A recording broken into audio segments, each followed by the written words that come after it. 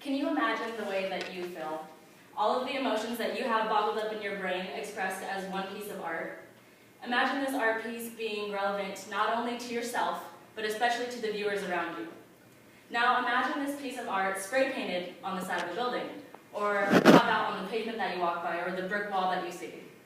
Street art has more relevance in our day than it has ever before.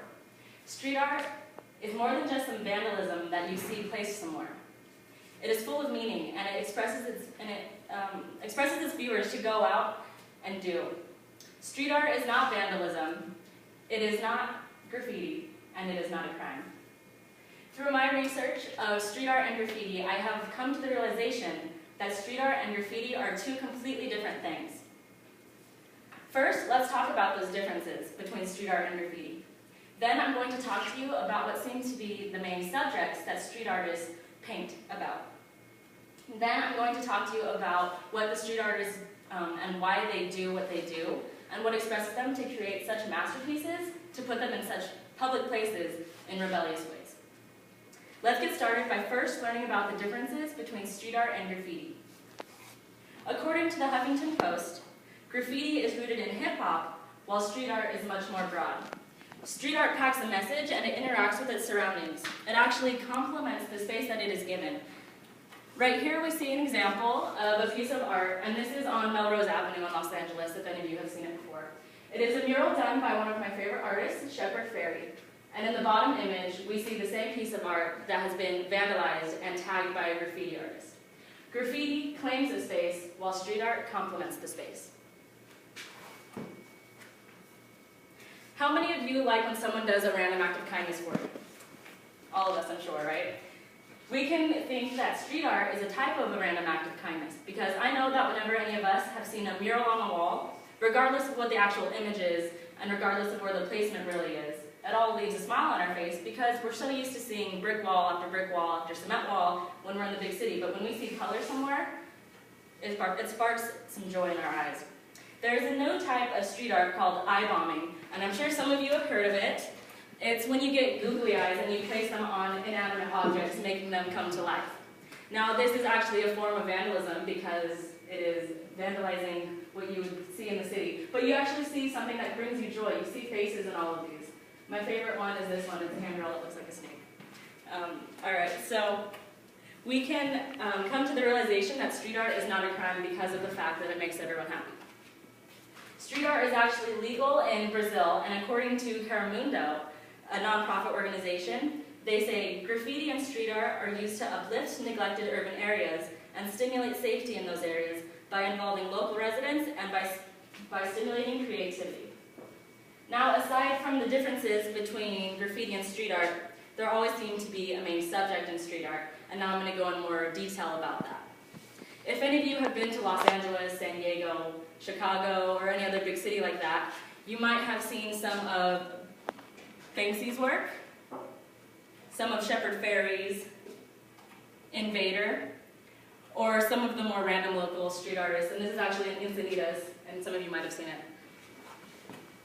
Street art tends to say what everybody else wants to say, but what they know nobody else will go out and show. According to cinemablography.net, they talk about a movie called Exit Through the Gift Shop, which is by Banksy, who is a street artist. And they say, Banksy and Shepard Fairey are often political activists, and they're social reformers, using their artistic talents to provide political and social commentary to the public. Now, some of the pieces that I am about to show you are pieces that exemplify how we get stuck in the go, go, go type of lifestyle, and in the lifestyle of thinking we need to follow what the media says and what all of the rules say. So here are some of the images that I like.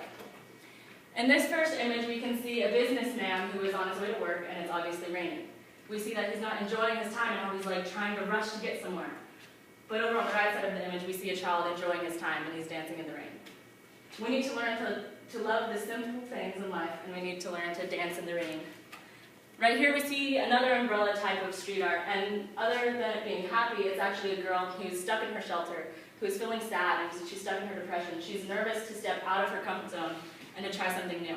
So this piece of street art is telling us that we need to get out of our comfort zones, and we need to try something that we know we've always wanted to try. This is a piece of interactive street art, and as we can see, the tree finishes the kid's hair. And clearly this isn't vandalism, it's art. And I don't know, just one of my favorite pieces because I have a nephew and he looks like him. All right, and right here we see a mural of the popular Nintendo game Super Mario Brothers. This is a mural that is interacting the guy and the girl, and she's pretending like she is Luigi or Mario playing in the video game. So clearly, street art is interactive. Right here we see a piece done by Space Invader, and it offers us the nostalgia that we once had as children. This is Sonic the Hedgehog, one of the video game head icons that I know a lot of us are familiar with. Now we're going to learn about the street artists, and I'm going to show you why they do what they do. So first, I'm going to show you Banksy, and he is an Englishman who remains faceless. No one knows who he actually is, but everyone sees his art everywhere. And according to the Smithsonian magazine that he had an interview with, he says, "You don't have to go to college, drag around a portfolio, mail off transparencies to a snooty gallery, or sleep with someone powerful. All you need is a few ideas." He goes on to say that when he cut his first stencil for street art, that he felt a lot of power in it. And he says that they've been used to start revolutions and to stop wars. Next we have Shepard Fairey, who is one of my favorite artists. He's the guy who created Obey, this t-shirt company that I'm sure everyone has seen before.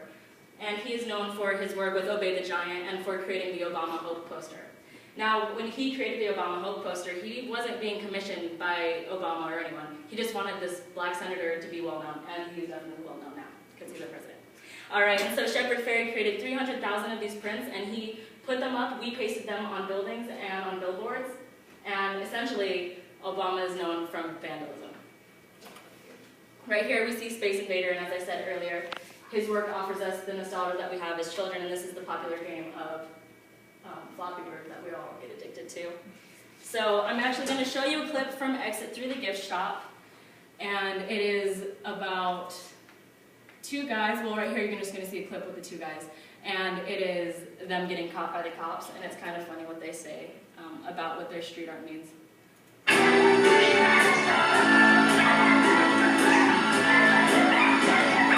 Alright, never mind, I need to go a minute faster, so let's try that again. So in the movie Exit Through the Gift Shop, we see a documentary between street artists and how their work is being documented. And since street art is something that can be taken away so fast because it gets painted over, they need to record it, and they record it through cameras. And right here is when they're getting caught by the cops. And yeah, one sec, sorry. New passion not hold. So this is Space Invader. You can't do that here. It's to take pictures. Right, not here, not that. No, that's graffiti. That's not graffiti. No, but that's not graffiti. Then remove it. That's an art. That's an art. You guys need to.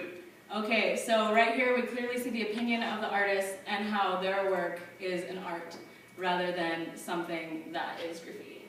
Okay, in all, art, no matter where it is placed on a billboard or on the side of a bus, it is something for the public to see. Street art is not vandalism, nor is it graffiti. Street art is not a crime. Today you learned about the differences between street art and graffiti. You learned about the different subjects that seem to be in street art, and you learned about why the street artists do what they do. So next time you're out trying to get lost in the city, try to look for some vandalism or street art and see that it's not vandalism, and see that it has a bigger image. I leave you with the words of Van Gogh: "What would life be if we had no courage to attempt it?"